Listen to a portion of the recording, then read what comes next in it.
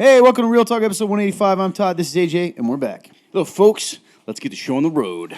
You heard it. That's the show. What are we doing? Talking about life, God, the Bible, and everything in between. There's a link somewhere in the description of this video, www.theremnant.life/real-talk. The real on that is REAL. Probably going to be on the screen for those watching video. Those on the podcast, www.theremnant.life/real-talk. Click it, go all the way down to the bottom, submit a question, follow the instructions. Type your question about God, life, the Bible. Maybe it's something that you just don't have anyone to ask. Maybe you're curious about Christianity but feel silly asking it. Maybe you've been a Christian for a long time and just don't feel comfortable asking these questions. This is the place to ask it. It's completely anonymous. It goes into our database instantaneously, and we couldn't find it if we tried. That's it. That's really what the show is. There it is, man. So, I do not have this in front of me. You have something you got to tell the people today? We're running out of time, y'all. As far as the AJ's 3 months of madness, it's going to the end of October, so we still have a little over a week, I think, or no, it might be less than a week now. I think it's less than a week. Not entirely sure. Yeah, I can't count, so I'm not good at mental math. So there's at least a little under a week left. We are so close, guys, to reaching the goal of $500 to dye my hair with frosted tips. If you want to see that, ask a friend, or if you are willing to give a little bit. And yeah, man, it's exciting. I'm still nervous because you guys are so close. So go ahead and do that. Where do they do that? Did you say that already? Oh, that'll be great point. That's gonna be at www.theremnant.life/give. There's a drop down box. It's AJ's 3 months of madness. You click that, fill out the form, and it'll go straight into it. Nice. Thanks for the reminder. Yeah, man. I think that's it. Anything else? Fun turn? Anything that he is inevitably forgetting, or me? No. Isn't inevitably forgetting? No, I think it's time to just move on to catch up on our lives. Well, thank you. How's your lives guys doing? How's your lives guys doing? My lives guys doing well. Yes. I don't know. AJ, thoughts? Let's see, man. I would say that just going, man, I don't know. We can't speak. I already know he doesn't want to say the same thing. This is the issue right now. It's true. He's sad. Yeah, I'm just. God dang it. Yeah, it's true. I am sad.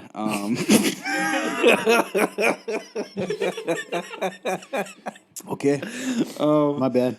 No, that's not funny. It's His not sadness funny. is not funny. The context of how it happens hilarious. Oh boy. That is one thing that I have been battling is just the sadness in me that one thing that I've realized is, and it's a weird thing because there's this part of me that goes, I feel like I haven't really been being pursued lately. And I got to talk to the guys about it, and it was really cool because, I was able to get that off my chest, but they were also, Todd, the rest of the guys, they were also willing to see, like, hey, man, you also have to look in the mirror and see, like, have you been that way? Have you been loving people the way you want to be loved? And it was just cool because I was able to see, like, no, I haven't been. And, able to realize that there's this irrational side of me that thinks that, because...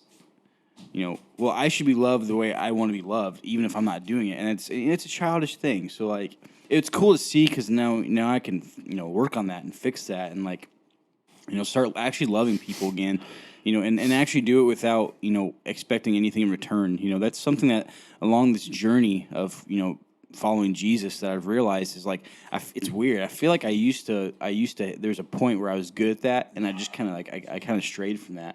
Where I was just loving people to love them because I love people. But, like, somewhere along the line here, I've started to want something in return, and that is when this kind of stuff starts to happen. So, yeah, man, that's the latest occurrence for me. It's just that was a cool conversation. It was a hard one, but it was a cool one. And, it just, I don't know, I'm thankful for you guys because you guys always ground me. You guys are always there to tell me the truth, even when I don't want to hear it. So, I appreciate you guys. Oh, I thought you were talking to the pod squad. You meant us. Yeah, talking about you guys. Yeah. I appreciate you guys just always. Like, they are good at grounding us, man. No problem, you man. Guys, you guys are awesome. It's interesting. I wonder if you could find a sermon about finding purpose and joy in the midst of your life. Like this last one? Yeah. Yeah, you could try that. Hey, that's something we probably ought to share with people. Maybe in the description of the video at the bottom is links to the podcast and the messages we give. That's really good. Because man. It's a good interestingly, idea. and I feel weird saying this, but I know it's something that helped me personally because it ties with what you said. I can struggle with that too sometimes. And, this past week, the message was accidentally on purpose. We kind of talk about that, about, where you can find joy and how that's tied to living in your purpose. And immediately people are like, well, what's your purpose? So, yeah, man, I don't know. Give that a whirl. It's good. And You done anything fun? within this, dude, That's what I not thought. really. So I what are you going to do? I was about to mention what are you going that. to do today? You got to do something today. Dude, that's It's like the challenge, right? Part of the challenge of that message is, we, for some reason, anyway, I'm not going to ruin the whole thing. Well, maybe we'll tie it to, we'll pop it on here, the link. Yeah, If you're struggling and feeling sad or feeling down, God's word does give some encouragement in that. You laid out a great challenge, and that's actually what I was going to talk about. I was like, man, those challenges you laid out, I feel like I haven't really done a good job in this week. And so, for one, like you mentioned, was like having fun, man. I don't know. I get so overwhelmed by life, and I get so stressed because I put myself in bad situations constantly of like, I don't know. I don't take steps when I should, or I don't ask for help when I should, or just all these other factors, man.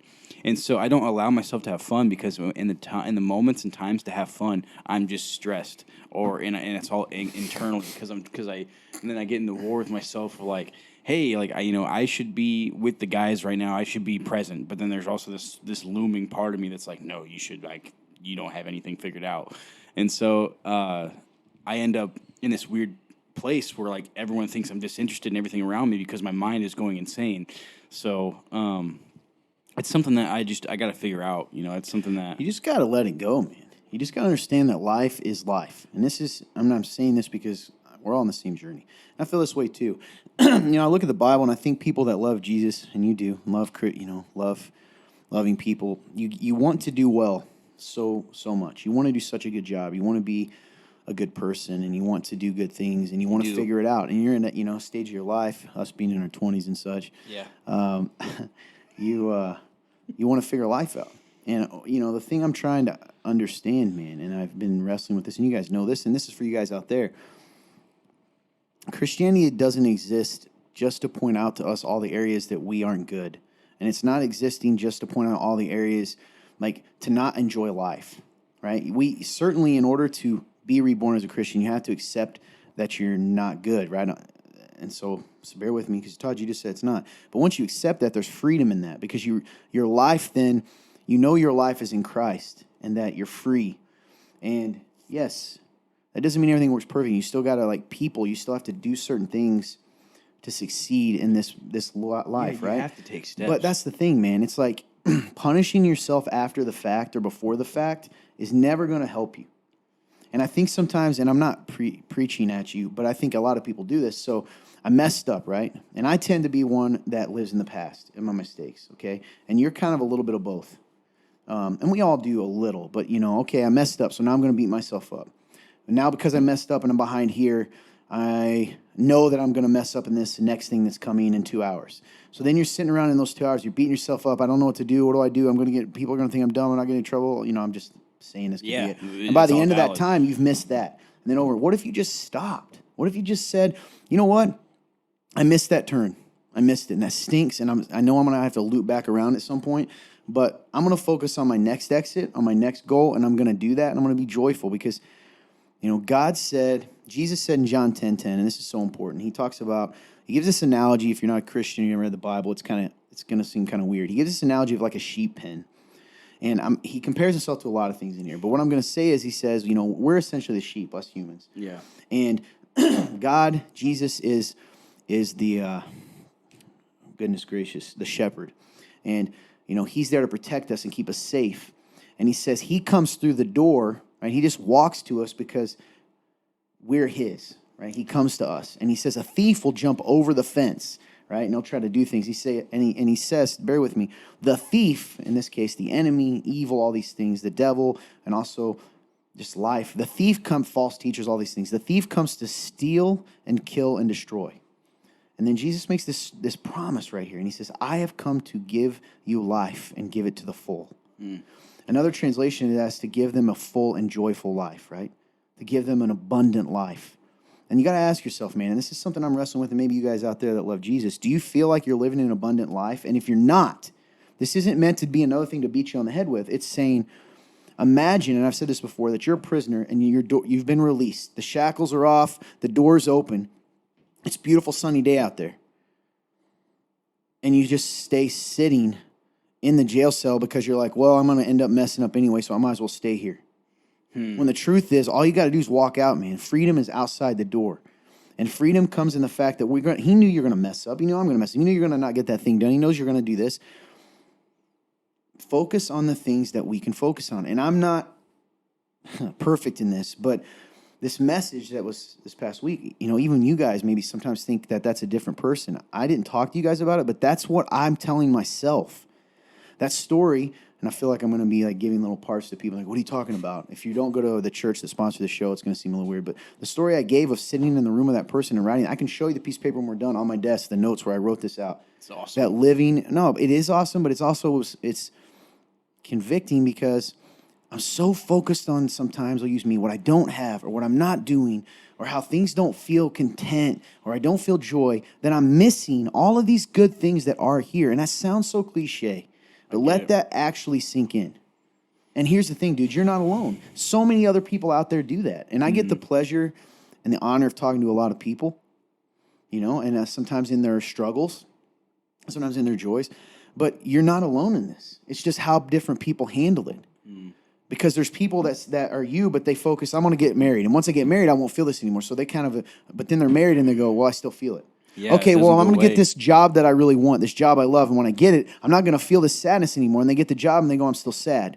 Okay, well, I'm going to have a kid. And if I have a kid, then I'm going to feel fulfilled now, but I won't be sad anymore. And then they're sad. It's not because those things aren't good. It's not because they're doing something wrong necessarily. It's because they're looking for their joy and their purpose in the wrong places. And the Bible's so clear, and we mess it up. And if you're out there listening, you're not a Christian, it's going to sound crazy, but it's true. Jesus said two things matter. And this is something you got to cling to. And I know you know this, man, but actually let yourself cling to this. What are the two greatest commandments? The religious leaders asked him. Love the Lord your God. Jesus replied, love the Lord your God with all your heart, soul, and mind. So they were trying to trick him. All right, trying to get him in trouble, trying to figure out what he thought. And he gave 2 commandments of the 10, right? Because they say those were the biggest rules. Yeah. Love the Lord your God with all your heart, soul, and mind. The second is like the first, right? Love your neighbor as yourself. And then he says this statement that we all kind of go, Christians go, we know, but we don't think. He says all of the commandments are wrapped up in these 2. So before you go, okay, Todd, but I'm sad. I'm not talking about what I should and shouldn't do. Well, let's think about that. God gives us commandments for what? For our good. It protects us from evil and destruction and leads us to a good life, right? We shouldn't kill people. So he's saying, let me simplify this for you. You want this good life, what I've created you to do. You want to be, things are going to be rough sometimes. We know that. But you want the best life you can live. Focus on these 2 things. Because if you love the Lord your God with all your heart, soul, and mind, are you going to worship other things? Are you going to make idols? No, are you going to disobey? Are you going to choose sin? No. And if you love other people as yourself, are you going to murder them? Are you going to steal? Are you going to... all those things. And here's the thing you don't understand, dude. Paul makes this powerful statement tied with all this. And I'm sorry I'm getting passionate, guys, but I see this all around me and I struggle with it myself. Sadness sometimes, right? And it's like some of the criticism we've gotten, you and I, and we haven't shared this, is like some of you out there listening have gotten upset because you're like, these guys are mopey and sad all the time. And maybe we have been, we don't tell you enough about the good stuff. Yeah. But partially that's because we want you to know you're not alone in the bad, that's right? Good. And the tough stuff. But here's the thing. Paul makes this statement where he says, it's no longer I who live, but Christ who lives in me. So when we go out and we love people, man, you're a new creation. When you focus on that, right? And you know this, but sometimes you know things so long that you forget. It's true. And it is what? When I'm outward focused, when I'm inward focused, I'm more depressed than when I'm outward focused. And what that means is when I'm focused on loving people, loving God, serving, living life to honor him, right? Whatever you do it all for the glory of God. Mm-hmm.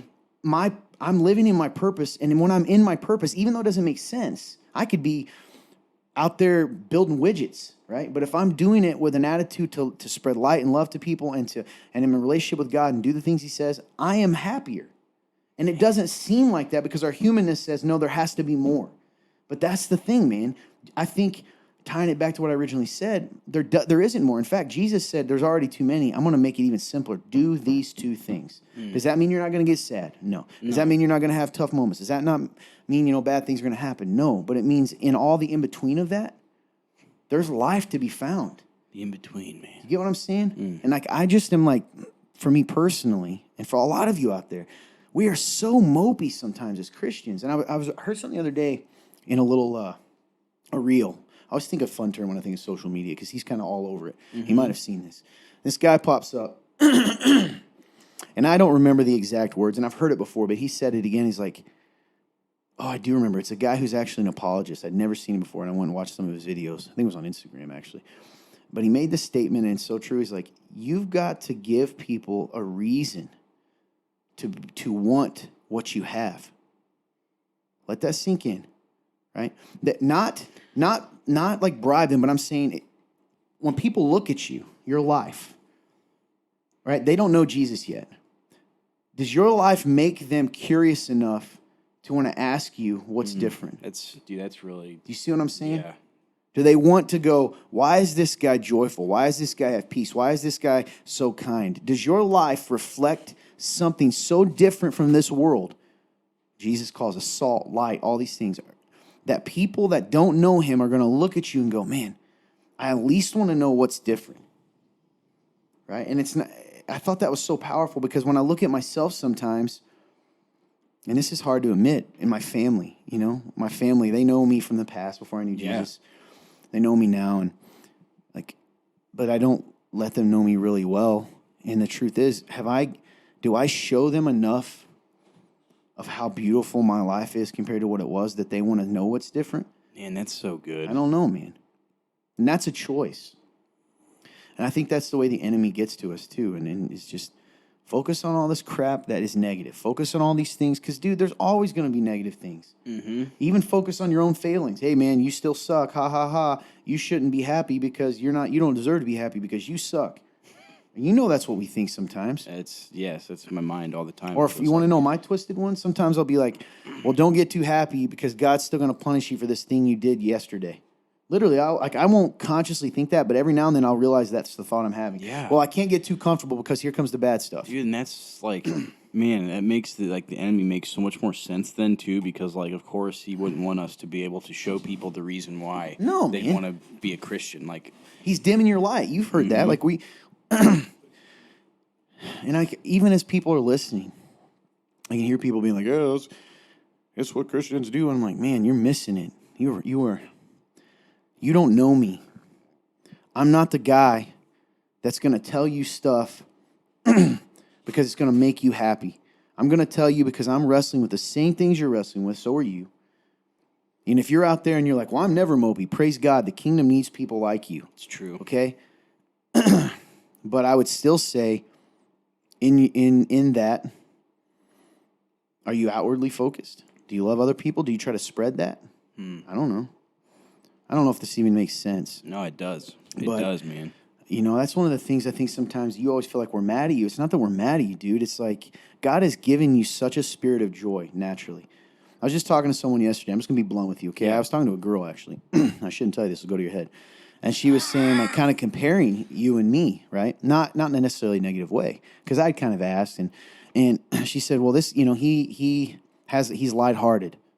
Whereas I'm not. We'll get to this in a minute. He's lighthearted, and he always seems like he's up for anything, and he's fun and all those things. And you know what, dude? I actually, you know what I said? I go, you're absolutely right. And I love that in him. And it's not me, but I love that in him. And the reason I'm telling you that is not to just inflate your head, but to say, dude, God has you here for a reason, man. I almost can get emotional thinking about it, how much you are needed. You, not just what you do, you are needed. You're needed in our lives because Clint's kind of between me and you, right? Because he can definitely be fun and lighthearted, fun turn Clint, but he can also be like me over here in deep depression, or not even depression because that's not what it is. It's more like, what is life? And you do that too, but dude, who you are is a blessing to this world, man. And you got to let that sink in, man, instead of always thinking that there's something in you that even me, right? Because I can be hard. We're just being really real with you guys right now. Yeah. I never think that you're a failure, ever. I don't want to change you into me because Lord knows we don't need another mopey rage monger or whatever I am, right? But what I do want is for you to live fully out of who you are now, because you cling a lot like me, and this is probably some of our similarities, you cling a lot to what you've done and what you're not, instead of letting yourself rest and be joyful in what you are. Because what you are is pretty special, man. And you got to be willing to, like, rest in that, you know?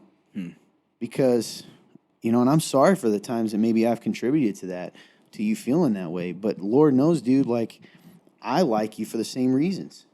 Because you can kind of bring out that side of me that used to be out a lot more. Because, like, I used to be that guy.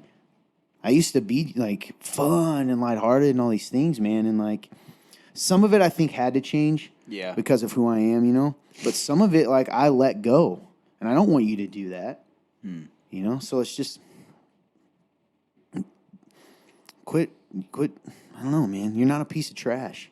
And Scripture doesn't even say that. And I think you think that. You think you're like, dude, you think exactly like I do, but you don't ever put it into words, which is you're just the, like, unwanted stepson. You're like Cinderella in the house, and he doesn't really want you. And people don't. Or maybe you think he wants you, but you think the rest of the kids don't. And, like, that's not true, man.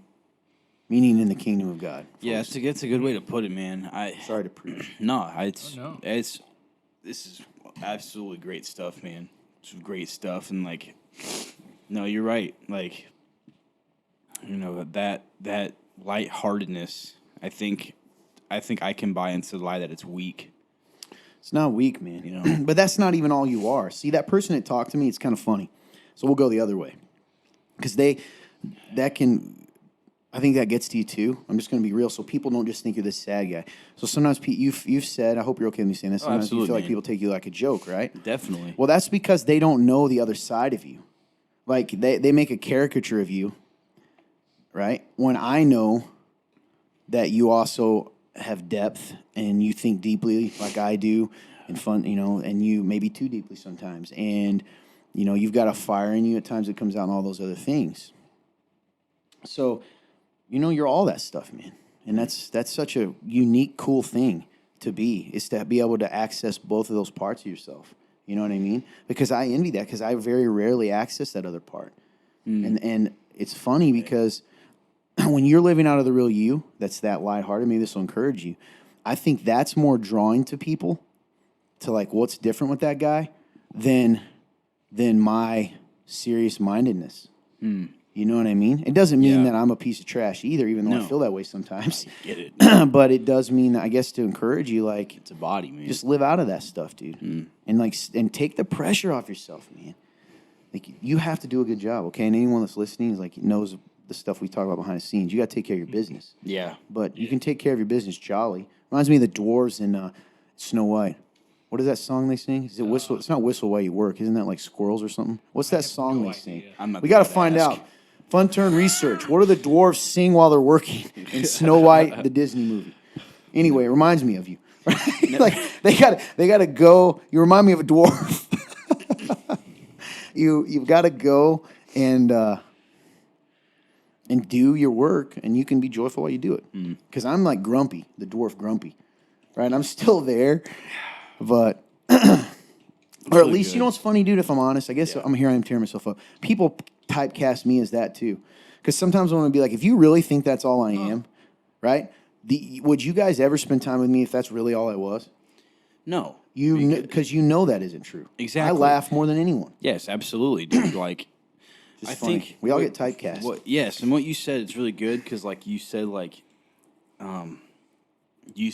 mentioned like how, like, that lighthearted side, and like how you said, like, you know, it's cool to have access to both those sides. So for me, like you said, you feel like you can have a hard time getting, like, that lighthearted side out. For me, I get it. I'm just on the opposite end of the spectrum where I feel like that other side is hard to come out. So, like, I can see where you're coming from, like, having that battle of, like, those sides, man, because, like, you know, both sides have advantages, and then, you know, the absence of the other, like you said, that caricature that people draw, you know, and, like, it's weird how that works, but, like, so for me, I get it. It's just I'm on the opposite side of, like, yeah, that more, like, depth, you know, showing it to people, or, like, you know, that's, you know, quote, serious side like that, you know, I don't, that side is hard for me to pull out because I think it's scary. Yeah. Well, then you end up, you just make think sometimes we make a caricature of ourselves too. That's true. You know? So, anyway, I think, and this goes for everyone out there too. I don't know how this happened, but somehow Christianity, and I mean this, the culture, not Christianity itself, because the truth has stayed the truth, right? People, we respond differently culturally. But it has become a weight for a lot of people. It's a weight. And I'm telling you, when I read the Gospels and all I hear, it's been sticking with me a lot, is I've come to set the captives free, to heal the brokenhearted.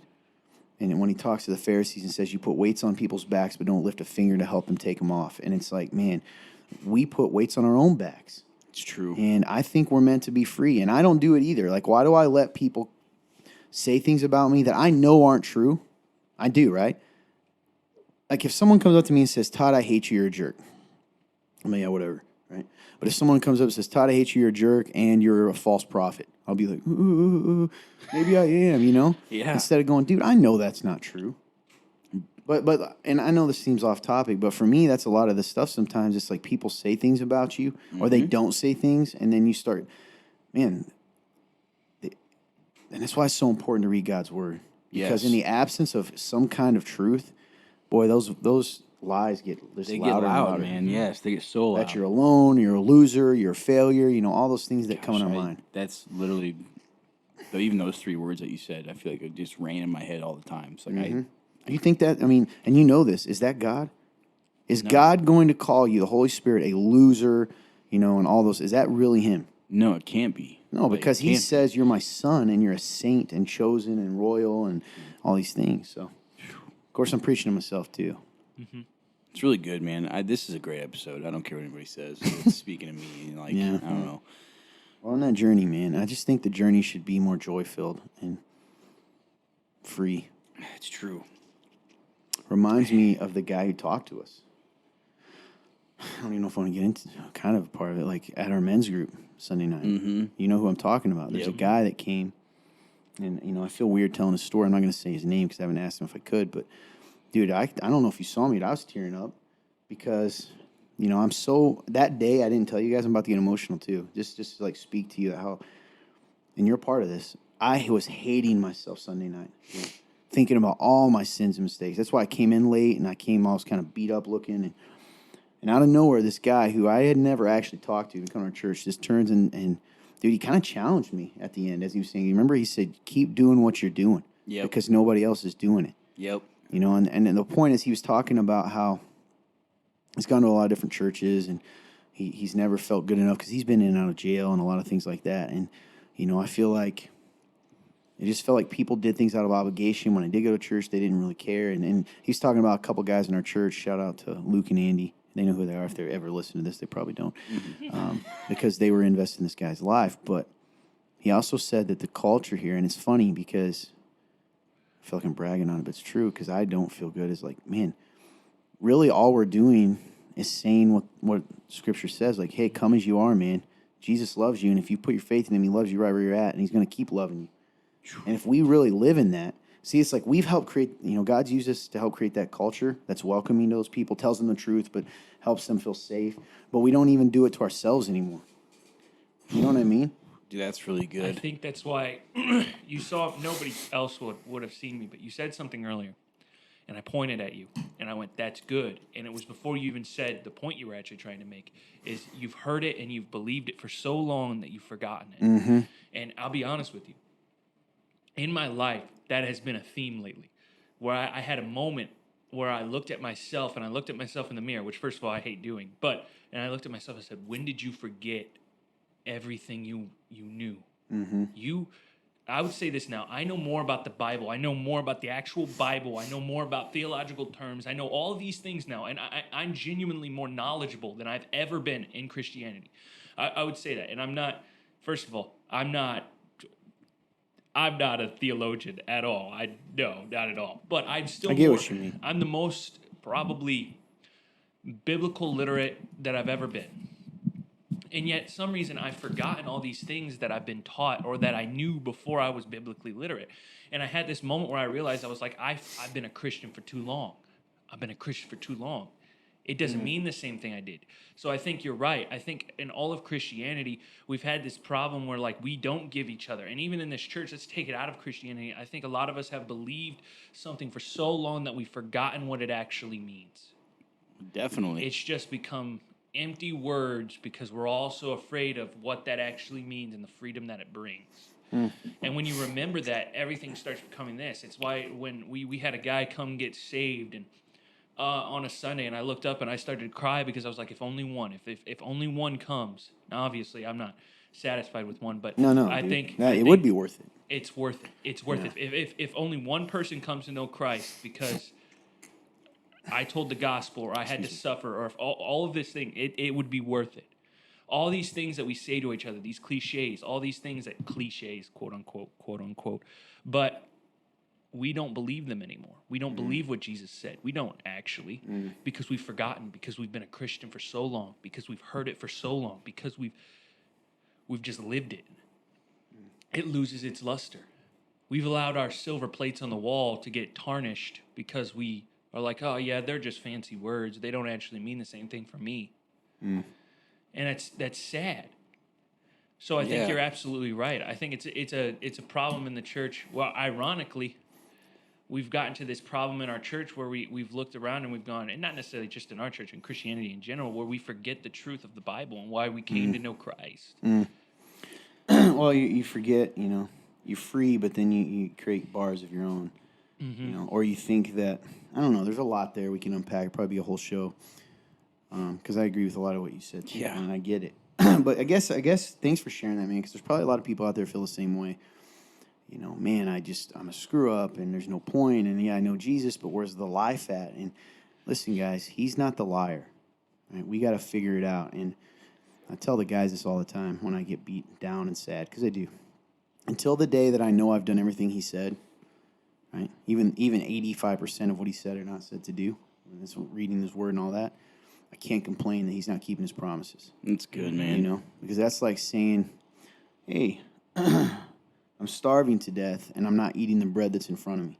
Exactly. And so you're not alone, dude. You're a good guy. It's all part of this journey, man. And you've accomplished a lot of cool stuff. Both you guys. Thank you. Anyway. Also, good stuff. There's 3 songs they sing because Google doesn't want to actually tell me the song, but they sing "Hi Ho." There we go. It's off to work we go, yep. which I guess is the same song. I never watched no one. And like they're joyful as they're working. Yep. They also do sing "Whistle While You Work." Myself. That's also in there. Nice. That's uncanny that I remember that. I have not seen. Yeah. I've never seen. I've never seen Snow White. Yep. If you guys don't know, it's a little surprising with Clint, but Snow White, AJ has not experienced childhood. It's true, man. One of these days, maybe on live, we'll go ahead and go through the list of things that AJ has not experienced. Not to shame you, but to have some accountability so that you can redo your childhood. Right? It's true, man. One thing I didn't do a lot. That's who was it that did it with me? I think it was Blake and production guy, and then Mad Max. I think he had a small part in it too. I didn't really make paper planes very much, man. So I was there that night. That's right. Yeah, I think everyone was there, and I made some paper planes and threw them around for a little bit. And that sounds silly, dude, but I think that's cool that you get to you should experience those things. It sounds ridiculous, but no, it is. I mean, there's a ton of stuff that I had to do too. Or still haven't done. Remember I told you guys my thought on waffles? That I thought waffles were Eggos? Yeah. I thought that was waffles until college. Dude, we all had an embarrassing moment. And I went and was like, man, I really love those fluffy Eggos, like those fluffy waffles they have. They're like, what are you talking about? Those fluffy waffles over there. Yeah. Like, those are waffles. I go, no, they're not, man. The waffles are always flat. And I go, those are Eggos. Those aren't actual waffles. Hey, man. I thought that was what a waffle was. I'll give you credit, though. Eggos are delightful. They're so good. Honestly, dude, I used to put peanut butter on them. And then, right now, and I'm not kidding, tonight I'm buying some. Because I want Eggo. I am stoked. I also want to put this out there. So here's a common misconception. There is only I would like to think of this about both of them living out parts of their childhood, and even me. 90, I would say about, maybe not 95, but probably around 75% of men didn't really have a childhood. You're probably right, man. Or if they did, it was just tomfoolery the whole time, which isn't really a childhood. It was just us playing on the edge of going to jail. Sure. Constantly. Just like, you want to know what? Let's go do some delinquent stuff. And I'm not saying that's good. It's not. In fact, we shouldn't have done those things. But a lot of guys either don't remember things from their childhood or don't live out of anything they did in their childhood or never experienced a childhood because they were expected to work or do all these things. So feel bad about that. I don't think many people got to experience a childhood, and I think there's a lot of wounds specifically in the male community. And and everybody listening, I do suggest you go back to things that you love and find those things and enjoy them and That's do those good, man. things. Yeah. Personally, it's embarrassing sometimes, but I love Pokemon. So I do stuff with Pokemon. I do it. I've loved it since I was a kid. Listen, Why would man, I even Let not me ask do you a it? question. Why is that any more? I've thought about this a lot. Yeah. Excuse me. Now, if you lived, whatever. But why is that? Why do we view that naturally as any more childish than grown men watching football? It's true though. Honestly. It's- People there go, is no "Well, difference." it really isn't. Or like fishing. Because most people that go fishing are not fishing for their food anymore nowadays. They're just not. No, man, they're fishing for Just the for fun. enjoyment of fishing. And Anyway. I get it, 100%. But this whole conversation did remind me of a song Yeah. that I found not too long ago. It's by a Not band. necessarily work. No, not Whistle While You Work, but Man, it's a song called Somebody by it's a band Memphis Mayfire. They're kind of a Christian band. They're like they have like a whole album called Unconditional. Like they have like the singer claims to be Christian. I don't know whole in depth where he's at. What's the band called? Memphis Mayfire. Okay. And the chorus of the song says, "I don't know when I became somebody I don't recognize. I swear to God, I never saw this coming. I never thought I'd leave it all behind." And he said, "I want it, don't need it. I had to realize I hate it. I feed it, believed my own lies. I really think that I could use somebody to bring me back to life. Christ, Man, dude, I love that line. So like I was like, dang. So and I found that song not too long ago because I listened to them for like 2010. Like they've been around for a while, and this is one of their newer things. I was like, dude, what a cool thing I found. Because then it's exactly what it reminded me of this conversation. So check that song out. It's pretty cool for all you rockers that are listening. So yeah, just wanted to share that. So Let's rock it out. That is, right. dude, I genuinely love that line. it's cool, man. It's a That good is a song, cool and it's not line. like one of those songs that's like super like in your face. Like it's probably more leaned towards a rock song than it is like a metal song. So for anyone who's like scared of metal music, like it's not over the top. So they've chilled out over the years, at least somewhat, not all the way, but so anyway. But that was mostly really about my situation, man. So like, how are you doing? Is there anything that you wanted to share about your life? Trying to think of anything. Yeah. I mean, I'm on the same journey as you. I kind of mentioned that about making, trying to choose to live in my purpose. And when I'm in my purpose, there's contentment and joy. And I'm still working on that. What else to say? Update and weight loss journey. I weighed myself today. Back down to the lightest I've been, which I'm pretty pumped about. It's awesome, dude. We're now at 17 pounds. Yep, got back to the 17. Yep. So that's good. Man, there was something I was going to tell you. Now I'm forgetting what it is. I've come to the conclusion that I may be in an early midlife crisis. And I've mentioned this. So I did some research yesterday. Okay. Specifically into this. And it can happen earlier than people think. Like this guy wrote a whole book on it. Of the whole process, what they call and whether it exists, and they kind of changed the name to like, they said it's not really a midlife crisis as much as like a midlife malaise, which means kind of a period of sadness. And I started looking at the questions. It says that, people that are in this think, and it's all me. Oh, man. It's like, dang, like, so what does that mean in particular? Well, I've been thinking a lot about like, what have I accomplished in life? Am I happy? Mm-hmm. Am I happy doing am I living my own life, or am I letting it be lived by other people? You know what I'm saying? Like, I told you guys a lot of times I sort of rebel at night, which is part of why I don't sleep. I don't sleep well anyway, because I feel like every moment of my day is so controlled, which sounds crazy, I know, because we all have that. I really struggle to fit in the box of what's considered, quote, healthy and normal. And that's hard to describe, meaning just in day-to-day life, right? Like the idea And I know this is irrational. The idea of going to work, coming home, eating dinner, watch TV, looking, for a little bit, going to bed and repeating for years and years makes me feel so sad. I don't know why. Then I thought about this, like how we make rules for ourselves, or like we follow rules as though they are set over us, even when we're adults. Okay, so let me give you an example. When you're a kid, you have to go to school, right, or you get in trouble. That's what we're kind of told that our whole life. Oh yeah. Well, when you think about it, I've had people, and I do it sometimes, and we all do, and we'll go, oh my gosh, I got to get to bed because I work in the morning. It doesn't matter if you're even actually tired. You tell yourself, I have to go to bed. I work in the morning. As though you're going to get in trouble if you don't. It's interesting. Okay? Think about that. You're going to get in trouble if you don't. And people view it that way, like, oh, you're not going to bed at 10? Well, you're not a mature man. And you're like, well, who said that? I don't know. All right? Or you can't, this sounds terrible. Like, I'm a big proponent. If you don't know me, you're going to get the wrong. I'm a big proponent of you got to take care of your business. You guys know that. But taking care of your business means like you got to take care of responsibilities. And if you have kids, and your business changes as you go through different phases. Right? Yeah. So starts with you got to make sure you're feeding yourself, you're taking care of your stuff, you're paying your bills, you're surviving, Then it's on to you're married, you got to make sure your family's provided for, Then you have kids, you got to make sure it all changes, your business changes. But within the context of taking care of your business, there's a whole lot of leeway, I think, that we don't give ourselves. It doesn't have to look the same. You get what I mean? That's good, man. And I've been questioning that a lot lately because. And even Christianity, it's even stronger, but I think it's in the whole world.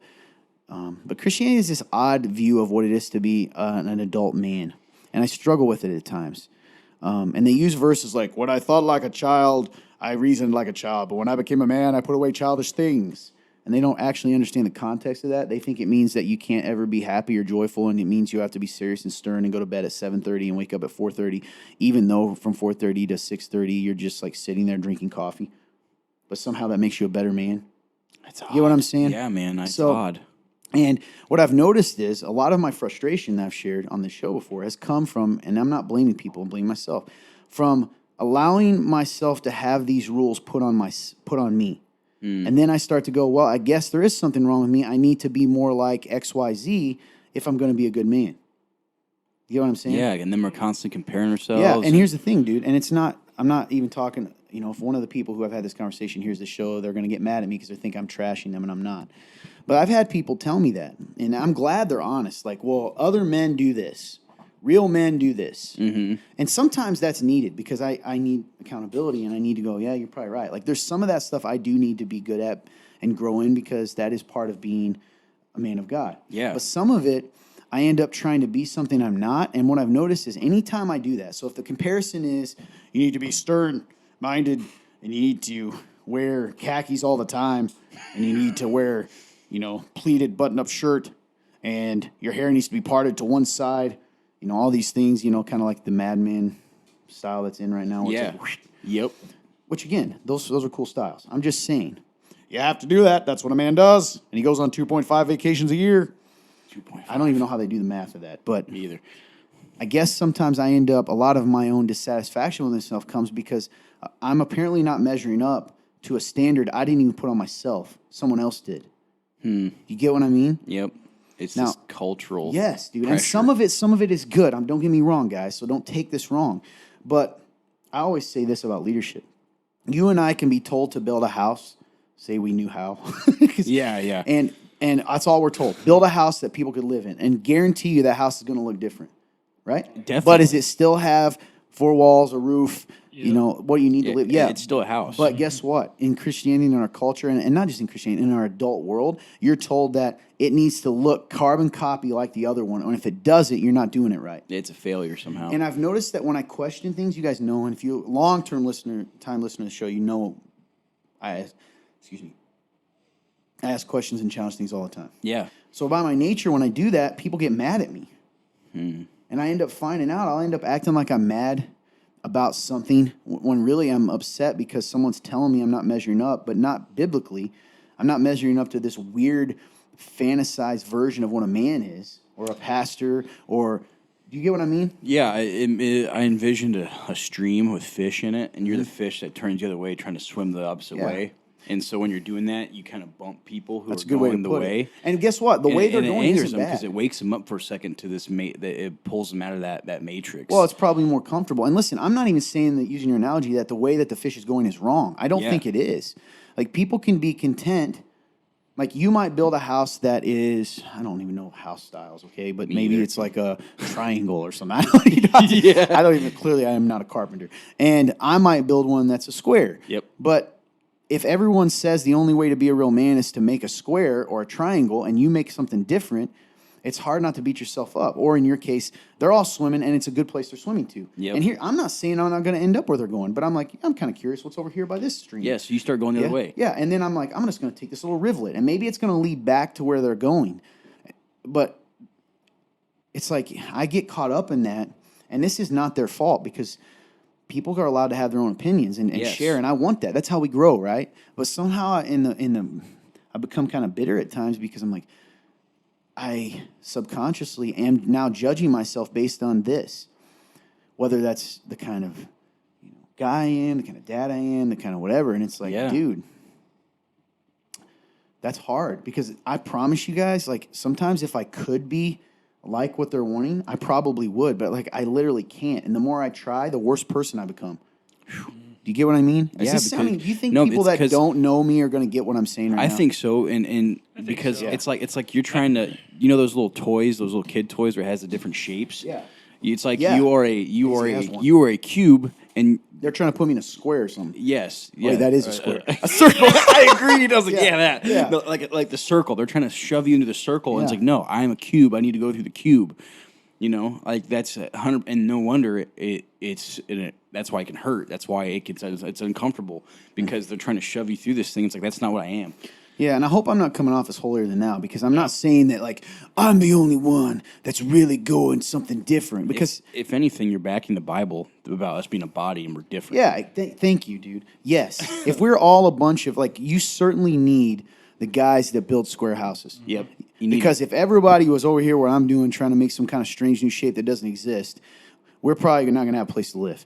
You know what I mean? Exactly. But it's hard for people, in a weird way, it kind of relates to what you're feeling. Because sometimes I think you might, when I think about our conversations off camera, and even what we kind of alluded to, you feel that way too. I do. Of like, I'm supposed to be this way, and you're not, and it makes you feel sad. 100%. Yeah. And when I think about my life, I've never been that way. I've never had that mindset ever. But I almost find myself almost wishing it. I think the same thing all the time. Because I'm like, at least it'd be easier, and people leave me alone. Exactly. But and listen, some of the stuff, the ways they're going, like some of my ways, like, they are sinful, probably, right? And I need to change them, or they're rebellious. I know that. Yeah. But again, just because I'm building a house different than you doesn't mean that my house isn't a good house. And sometimes I feel like and that's not their fault even. Some people are just mean. But I'm taking responsibility, because I need to remember that God made me to be who I am, and even the perfectly sanctified Todd, meaning the perfect someday who I'm going to be, right? When this sinful nature is gone, is not going to look like either one of you guys. And it's not going to look like our friend Tim, or anything else. And I guess I'll just be really real, and maybe this is too real. Tim's a great example. We love him a lot. He's an awesome man. And his story, I don't want to tell it, so maybe he's an incredible story. He does. He's such a success story, dude, and I have so much admiration for him. He is truly my brother, one of my best friends. He'll probably listen to this. I love you a lot, Tim. He knows that. And I think you'll be okay with this, because this puts pressure on him. Let's just take people in our church. Yep. And this is going to offend a lot of people probably, but hey, we're already here. Because this is more for the people outside. It's really sad, because, like, he is who he is, right? Mm-hmm. And I think of, like, women in our church, okay? And even some of the guys. Because he's successful, and he is, and he's very gifted and talented in a lot of ways. Oh, yeah. Because he is, a lot of other people tend to think that if we aren't like him, okay, in certain areas, though, not all areas, if we're not like him and we're not exactly doing the things he does, then we are not good men of God, or we're not good boyfriends, not good husbands, not good fathers, or whatever, right? He's become this creepy, like, fantasized version of what a man is in a marriage. And you know what's really sad, and people don't know in this church, is that's put an unbelievable amount of pressure on him and his marriage, because guess what? he's a human too. Yeah, 'cause And then you all he of a doesn't sudden- want to be this because he knows that this version that they're trying to compare everyone to isn't even real. Yep. Right? Because we know him really well. We know he's not like that. Sure. He's not a dude that's like, you all have to be. He would tell you, I guarantee you, it's what I love about him. He'll come and sit down. And by the world, he is so successful and so cool and smart and just a brilliant guy. I love him a lot. But he would sit here and tell you that the world needs people like us. He would tell you that 100%. Definitely. He would tell you that, and I'm not saying this to toot my own horn. I'm saying it because I know he said it, and it's crazy to think. This dude, I wish I could, I don't want to say, he's very successful by the world Yeah. standards. And he'd tell you that, like, dude, I'm very thankful for Todd because he's helped me become a better man. But if you went by a lot of the other people, they don't believe that. No. There was someone in this church at one time, so not just one person, many people. So I don't want to pick on a person because Jet was more than one person. Because of his personality, and this kind of goes back to our sadness. Well, he must do everything. And I just show up and and kind of just walk around and talk, and then I go back away. And you feel that way too. Yeah. Because Yeah. he's a tech wizard. Absolutely. So sometimes, like, you might even do work.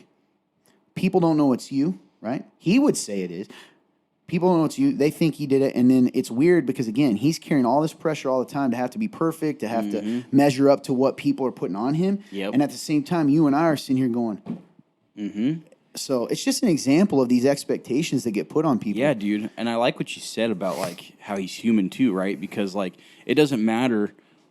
It doesn't always matter what you even know. Yeah. When that pressure's on you, you still find yourself somehow trying to keep up with it. Exactly. Even if he's not putting it on you at all, because he wouldn't. No, because somehow, some way, like you said, because we are humans, you feel that pressure, and all of a sudden, like, you find yourself just trying to keep up with that standard that's not even real. You know what's funny? And then he's having to keep up with the standard because the standard, that standard isn't even him. No, You it's get what I'm not. saying? It's And actually before you know ahead it, of you're playing him. a character of yourself. You don't even Exactly. understand what's going on, and then you lose touch with yourself. You lose yourself. And it's just not fair to anyone. No, not at all. Because I like what you mentioned earlier, bringing up scripture, that, the church, Christianity, we're all compared to a body. And Paul says that. What would you, and I'm going to paraphrase, but Paul kind of gives the analogy even of this. Like, well, what would you do if all you had was feet? Yes. What would you do if all you had was arms? What would you do if all you had were legs? Like, Yep. even the smallest part of the body that the world looks on with shame is treated with honor. more honor, right? Like, he's talking about our private areas, actually. He's like, listen, at the beginning of the day, when you're walking around, that doesn't always need, get looked at, but it gets treated with honor. Yep. And I always think of this. If you had your pinky toe chopped off today, if you don't think that's going to affect the rest of your body for the rest of your life, you're crazy. You have to have a pinky toe. It's important, and you don't realize how important it is till it's gone. Man, yes. And it's so important that people stop looking at, like quit comparing. Because, like, pick your part of the body and run with it. Like, that can be in anything. That can be in, like, a professional setting. That can be in relationships with, like, your significant other. Like, you've picked that part of the body, and you need to, like, love that. Like, quit comparing, because, like, you might be thinking, like, well, I'm dating a finger, but I'm comparing this finger to an arm. It's different. Dude, that's so true. And you know what just came to my mind, and I didn't think of this before. What's really sad is sometimes the traits that they are comparing to isn't even Jesus. Okay, so stay with me. It's not that I'm not saying Tim's not like Christ. What I'm saying is they're not even necessarily comparing it to the parts of him that are like Christ. They're comparing it to just, like, the areas that there's freedom in, right? Like, so let's use Tim. Let's say, I hope he's okay with this. Let's say that, like, he's a guy who builds a perfect 5-bedroom home. Yeah. Right? Let's just use that. Now, again, that's a nice house. Absolutely. Right? Could there be 3-bedroom homes as nice as his? Definitely. Could there be 14-bedroom homes not as nice? Yes. So, but the thing is, if the only thing you're judging on whether something's a nice house is if it looks exactly like his 5-bedroom house, well, that's what a Christian man is. Even though Jesus is like, I don't really care. Let's just give this an example. I just want you guys to build a house. But all of a sudden, now we've made only one way the right way. Now, here's where it gets creepy. Is that not what the Pharisees did? 100%. Did they not just start saying, if you want to be like God, it has to be exactly like this? Yep. And it's not, because we should be compared to Jesus. And I'm not saying we shouldn't be held accountable. I'm just saying we're not, people put expectations on us. We put expectations on ourselves. And it's like, it leads to all that stuff. Man. Because That's good, dude. I try to tell myself all the time, like, man, no, the world would be screwed if there's a bunch of Todds. Just if everybody was just me, it'd be a pure chaos. However, I think I have a place in the kingdom too. And I think one of the most beautiful things is when people different than you. So like Tim, that's why I love him. I guarantee you, Tim would say the same thing about me, and I say that humbly because it's crazy. He would literally say, "I couldn't do this without Todd. That this wouldn't, you know." But all the people around maybe would be like, "Oh no, of course he could." You get what I mean? Oh yeah, that's really good, man. And then you end up just, and again, I'm just using him. It could be because the Tim they're comparing isn't even him. That's what I'm trying to say. Exactly. It's this made up version, you know. Yes, and then it's so weird because then no one actually even knows each other, and then like we're just comparing each other to these weird characters that we've created of who we think everybody is Or should be. Yeah, that's really good.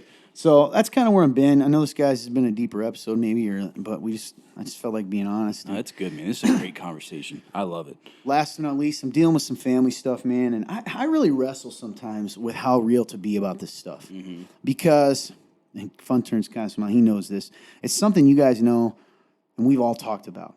We live in a fallen, broken world. Yep. The best people. One of the things that makes it the hardest for me, and I don't even like saying her name very much, and it's not in case anyone knows. Why doesn't Todd talk about her a lot? Because I just try to protect her from my life, and I'm talking about Daisy. Yeah. Like, I try to protect her because I'm about to cry. Because people are so mean to me that I never want it to spill on her ever. Because then it'll make me, homicidal. Yeah. But, dang it, now I forgot what I was saying because I got all emotional thinking about that. What was I saying before that? Oh, family. Yep. I know I'm going to hurt her, and I love her more than anything in the world.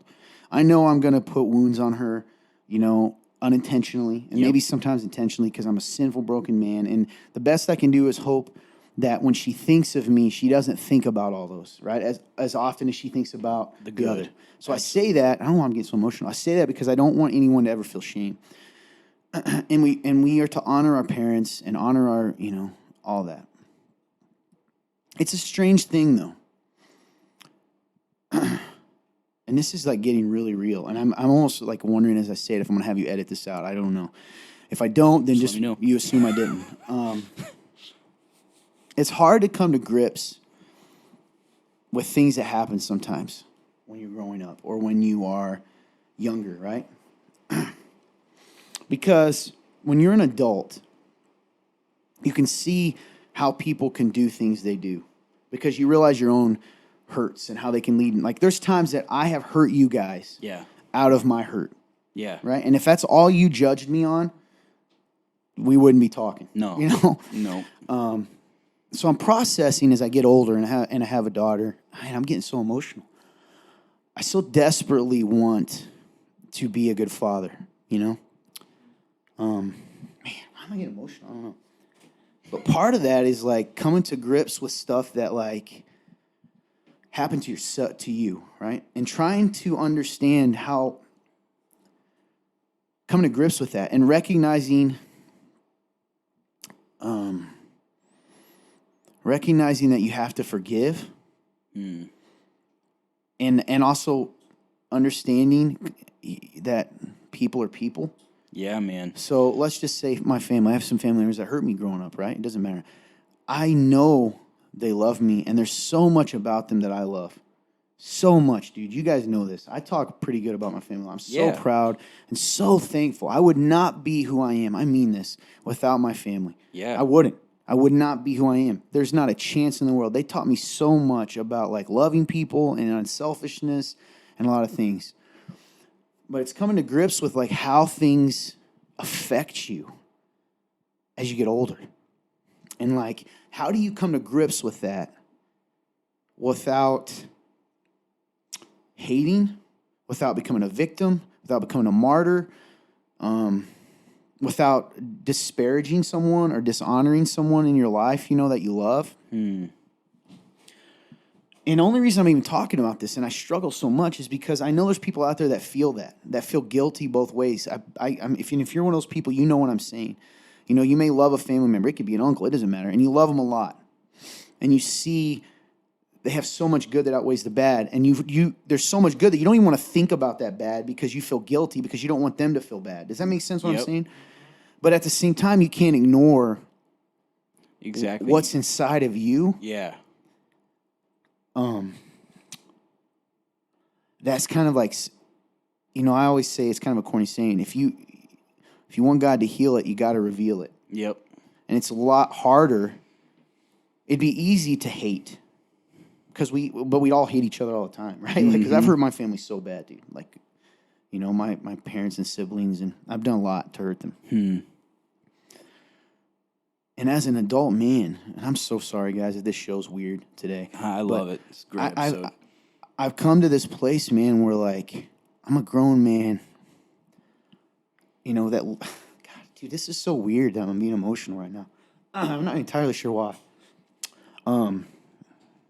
To be a grown man who has a daughter, and when you have that, it opens you up to areas that, like, you've ignored.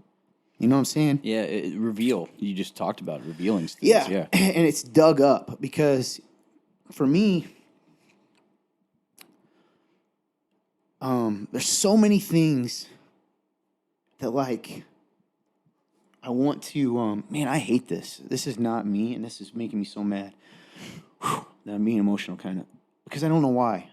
But it reveals stuff because now you have this person, and you become. It's so funny because I become very aware that no matter how much I love her, that times I do things selfish. You know what I'm saying? That I do selfish things or I do sinful things, and then it scares me. How am I going to hurt her growing up? I don't want to, but I know that I probably will. There's going to be some time that I get selfish or some time that I act out on my own desires, So on the one hand, I understand my family more. Family. Yeah. But on the other hand, it brings up questions that are hard for me to deal with because some things I don't understand. You get what I'm saying? Yeah. So even this episode, I never want to seem like I'm whining. And I love my family. And that's why I don't talk about it a lot. And I'm so proud of them. So proud of them. That's why I'm not giving any specific names. It doesn't matter. But how do you move on? How do you heal that? How do you come to grips with the fact you're a grown man still affected by things, And it's really good. I hate our modern culture that's so wussy. You guys know this, that like wants to let themselves be defined by their struggles, because I don't want to add to that story. Do you know what I mean? We talked about this in Real Talk like a year or two ago about how like it's almost glorified to have a hard life. And I didn't have a hard life compared. I know some dudes in our church that had it way worse than me, okay? And I didn't really have it that bad as far as my life. Excuse me. I had way more. I had everything I needed and most of what I wanted. Yep. So there's no complaint there. I get it. But I'm just in that place, man, And I know you are too. All of us kind of are. And it's like, why is that happening? I don't want to be that freaking millennial who is whining about, so-and-so happening to me. But you guys know my story, some of it. And I'm also smart enough to go, I guess it's less about what happened to me and more about how I live my life out of it. And how I need to like be, you know what I mean? Sometimes the best way to describe it is I tell you guys, and I've never said this on camera, I don't think. Sometimes I feel like, and I'll cry when I hate saying this, there's something in me broken. Like genuinely. Some like if it's there's some piece broken that a lot of other people have that I don't have. And I'm aware of it. So let's just say the way I look at family. Yeah. Yeah. I have to try to do certain things. You guys know that. Yeah. Like, it's not natural. And that sucks, Because it's a constant battle then to be what's healthy. Yeah. Because listen, I know it probably sounds so. I'm trying not to be mysterious, and but I also want to honor people. Yeah, I understand. I guess I'm saying that more for the people out there. I'm sorry if this is weird, but I'm trying to relate because I think there's people out there that probably feel this way.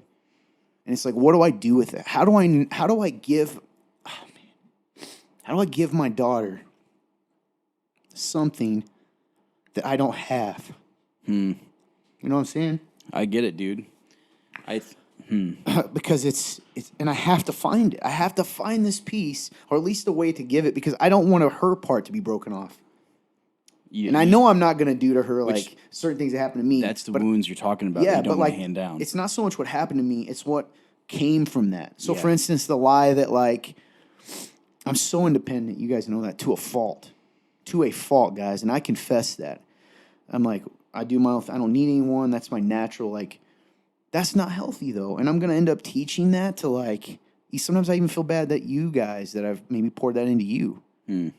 So anyway, this feels like a bunch of whining, and I'm really sorry. It's not whining. But I just want you guys to know out there that if you're in that place, it's okay. And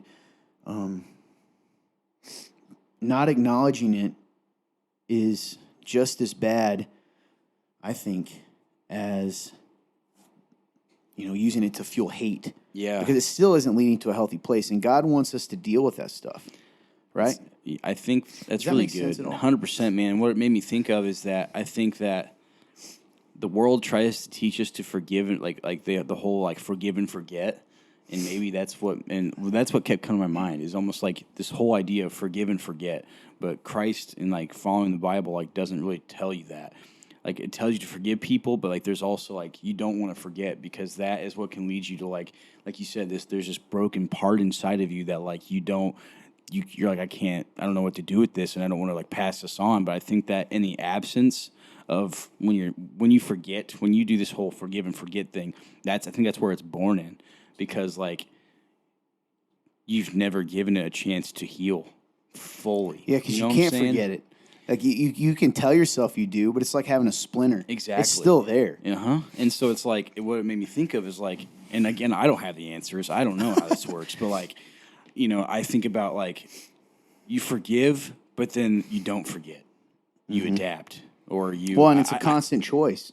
Forgiveness is not a feeling, and sometimes that's the other thing. Like you're waiting. I don't know about you, but sometimes I'm like, well, I'm waiting. I know I'll be healed when this doesn't hurt anymore, dude. It may hurt forever. Yep. How do you love despite that? And the other thing is, it gives me.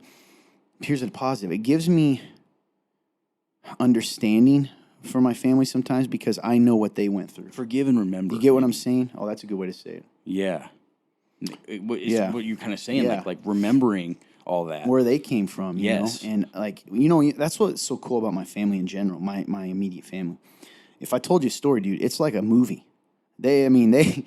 I've worked with youth and stuff. I mean, they're just, my whole family's a bunch of statistic breakers. That's just what they are.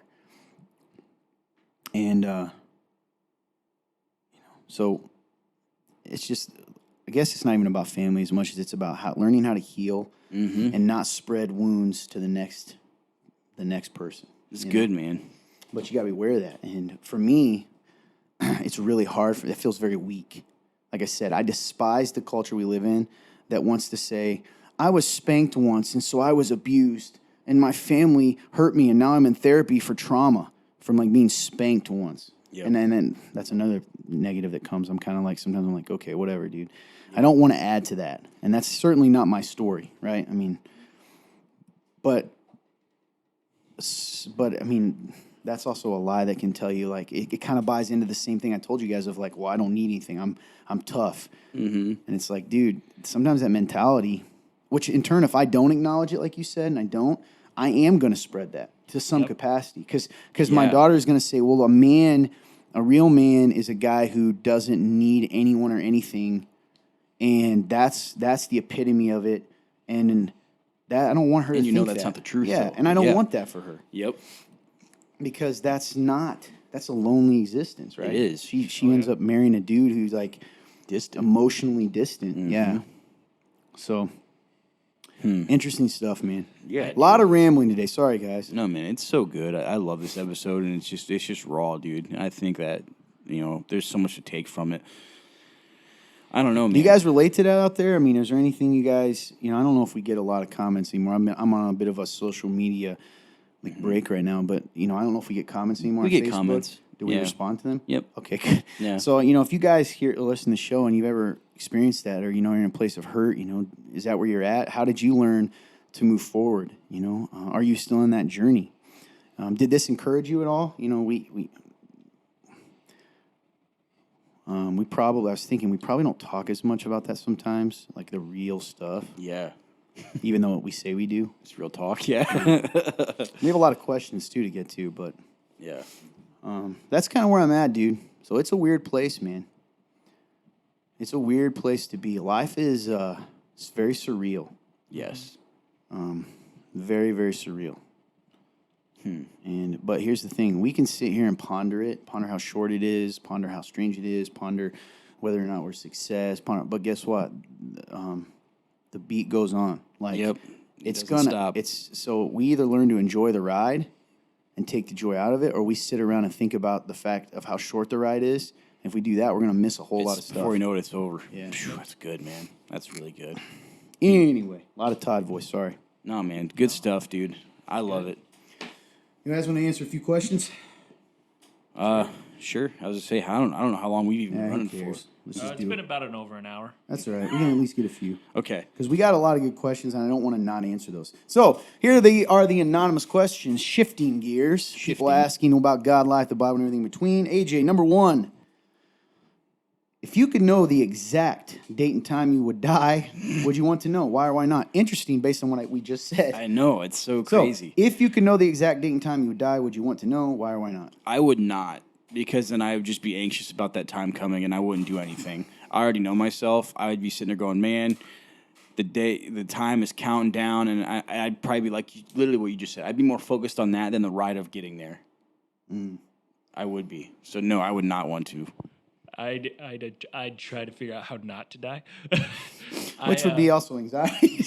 I feel like I'd have a lot of moments of being excited and being like living life and going like, yeah, I'm gonna live life. But then I'd also have a long period of time where I would try to become immortal, or live past that date, and I don't think that's healthy either.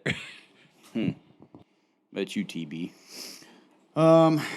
I definitely would not want to know. I no found way. part of my. At first, I was like, easy answer, I wouldn't want to know. But then I started going, But then I realized it was just what Clint's saying, and I'm like somehow thinking, and like if it's literally knowing, like I would, even if it was 30 years from now, I'd be going, well, 29.45, that's how I see it. Yep.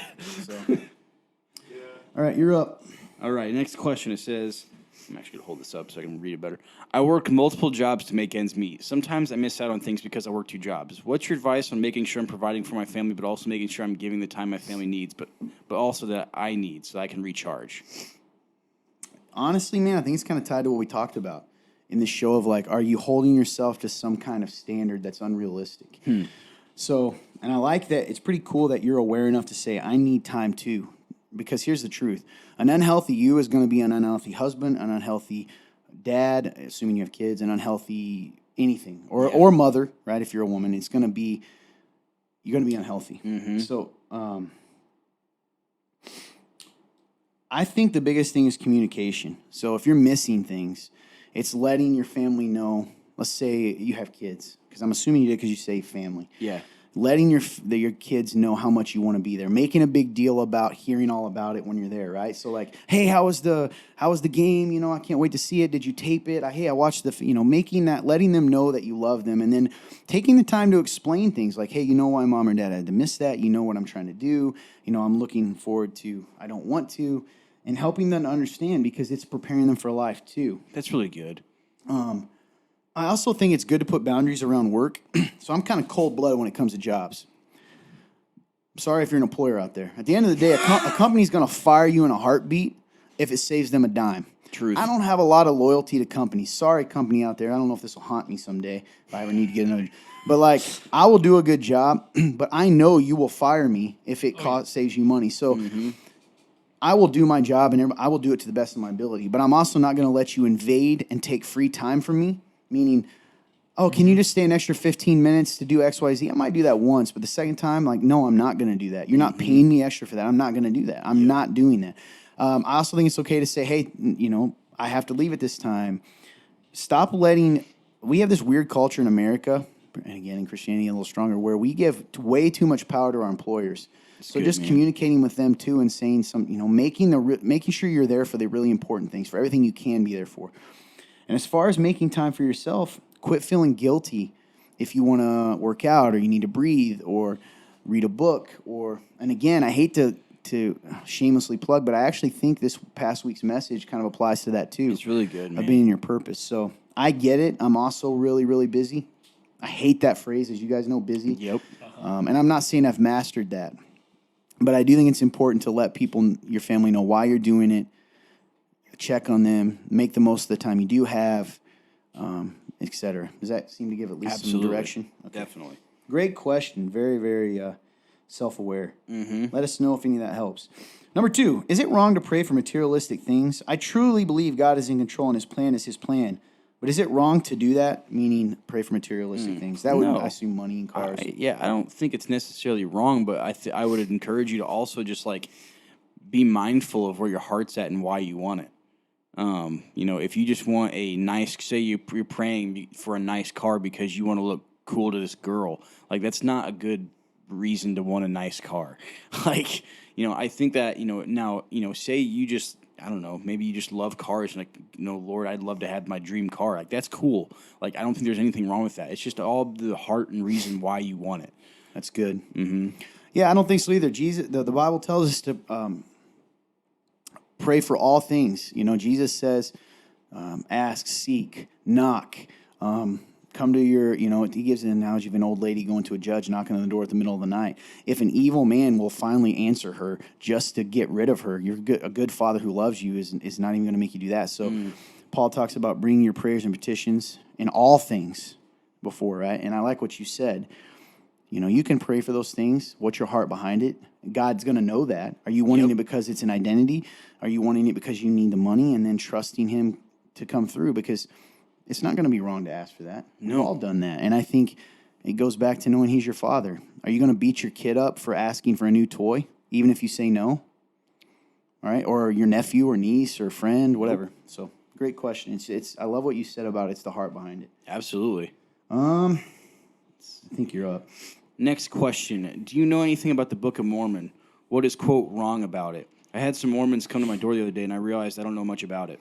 Yes, I do, and that's going to take longer than I have to tell you. So, Fun Turn, can you save this question for next week or maybe even tonight on live? Because I know we're perfect going, but it's not going to be popular. But I will tell you, Mormons are not a domination of Christianity. Okay, I'm just going to tell you that right now. They would argue with me, but I mean it's pretty clear. So they have another book, the Book of Mormon, that they say they read the Bible. It has been changed slightly. They have their own version. Yes, there's a lot of views that are not in line with what's the word I want to not traditional, because that doesn't necessarily mean anything. I guess I don't want to true Christianity. Yeah. And it branches off, and a lot of times, they'll say the name Jesus, and they have some, but it's not the Jesus they know. So one of the main parts that they have, and this isn't necessarily, is they say that Jesus came to North America, right? And the Book of Mormon talks all about this. So I'm willing to dive into this. I mean, I offend everyone anyway, but it's the truth, and I'm glad you said that. So when they come and talk to you a lot of times, it doesn't mean they're evil people. They're going to sit down, and here's the crazy thing about Mormons. They do a better job of evangelism and tangibly loving people than a lot of Christians do. It's true, I mean, man. they just do. They will come, and I've heard it, mow people's lawns and give them money, just take care of people. They do that. Yeah. And I think for a lot of the Mormons, it's coming from a good place. Like, they really want to do that. Agreed. So I don't think they're evil people. I think that they are misled. And, we have a lot to learn from them as far as how they approach tangibly loving people and going door to door. And they really do that. And I think about it all the time. It's crazy to me that we as churches don't do that, So anyway, they would argue with me. Doesn't mean I hate them. I know some really kind, loving Mormon people. But yeah, it's definitely different than Christianity. Yeah. There's differences. So we can talk about that later. I'll definitely go into it. It would take too much time right now. Got you. We can even maybe put up a graph to show you the differences, and you can make that decision yourself. We'll try to do that, maybe even tonight. Okay. So, all right. Well, did you? Oh, nice. You colored that already. AJ. Yes. If you could ask God any one question that you wanted, what would it be? Man, that's a tough question to answer. I'd probably ask him, what is the meaning of all this? What is the meaning of everything I've went through? Because I know I don't always see it. So that'd probably be mine. Pretty powerful, man. Yeah. I don't know if you guys have anything on that, but yeah, it's a tough question. I would say, God, Why are there vampire myths all around the world? What That's- what were they really basing that on? That's a good question, dude. Because are vampires odd. real? I don't know. Tune in next week. No, everything's colored. All right, on boy. our notes here. Oh, I see that. Okay. Man, where are we at here? Oh, it's I my think turn, we're isn't up. it? Yeah. I'm a dreamer, and there are times I get weighed down. I forget to dream. I forget the dreams are. Oh, I forget the dreams I already had. What is a dream you may have lost sight of, or got back to seeing again? How do we not become so wrapped up in life that we forget to dream? Sorry about the terrible reading. I'm a dreamer. Times I get way down, forget the dreamer. Or forget the dreams I already had. What is a dream you lost sight of, or back? Okay. So you're asking me, what is a dream you may have lost sight of, or got back to seeing again? Yep. Well, I think for me, I mean, definitely all of this that I'm doing, the dream of making an impact for the kingdom, reaching the people who feel like they're not good enough for Christ, and being able to see how this dream has come to fruition in some ways. I mean, it's crazy if you think about it. The church that sponsors this place, this show. Yes, man. I can lose sight of it, and it just becomes like another thing. Agreed. And when I do that, I lose kind of passion and hope and stuff. Mm-hmm. So I think that's definitely one that I have that I tend to lose sight of. That's good, man. I love that. And I would 100% agree with you on that. Like anything I'm doing now, man, I lose sight of it so often. I just let the stresses of life dictate that. And like, as far as like other ones that like, I don't know. I guess you could call them quote dreams that I've forgotten about, but also in a way I've kind of let go is like music in a way. Like, you know, I dreamed of always like going on a tour and like going across America and playing in like little like dive bars and like telling people about Jesus. Like that'd be cool. I don't know. That's one of those things where like I've kind of forgotten about that dream. Yeah, that's probably the one. Yeah, and you know what's cool though, dude? You actually mix music every week. That's true That's though. what's so I weird, do isn't mix it? music. Like every there was week. still a purpose for it. Yeah. That's kind of cool. Anyway, the other question you said is how do we get so wrapped up in life? I think it has to do kind of cool, man, about what we talked about earlier. These standards. We're trying to measure up to mature, realistic adults, and so we sort of lose. You know, people tell you I really believe this. Most people don't want dreams to quote be realistic because it reminds them of the ones they let die in their own lives.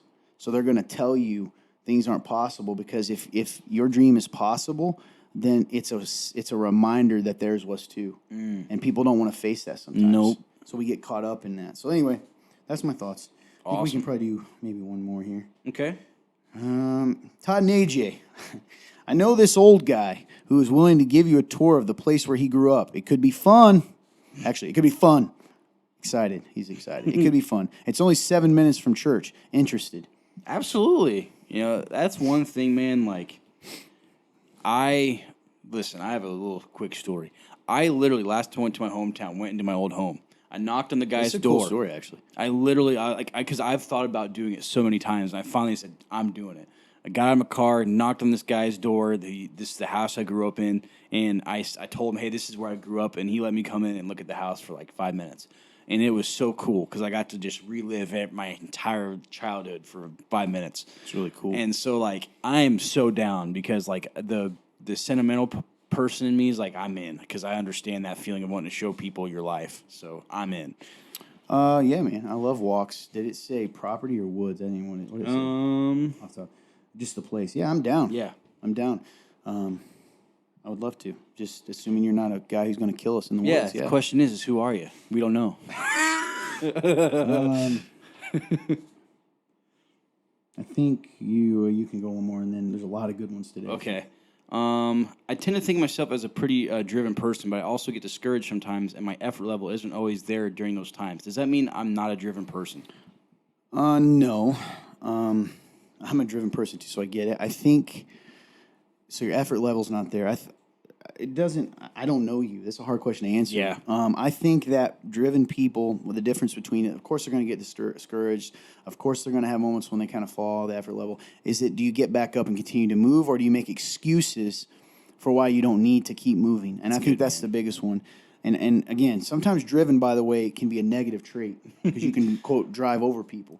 But I'm a big, I love. Sounds awesome that you're a driven person. I would encourage you. No, it doesn't mean you're not driven. You just got to get back up and keep moving and get that effort going the best you can. And understanding sometimes it's like you only have so much gas in the tank. So sometimes you can go 100 miles an hour for a week, and sometimes you can only go 20 for 3 days, right? It's just when you got to stop, do you get back on the road? And I think that's important. So hopefully that encourages you. All right. Hey, good show today. I loved it, it, a lot man. of questions to answer. We're Absolutely. still going to answer them. Don't give up. All right. You got anything to say? I love you guys. Thank you so much for watching the show. I know it's a longer one today, but man, it's so worth it. Share it with a friend. Comment. We will respond. Other than that, just love you guys. Thank you. Fun turn? All right, the spicy Italian's back, yeah?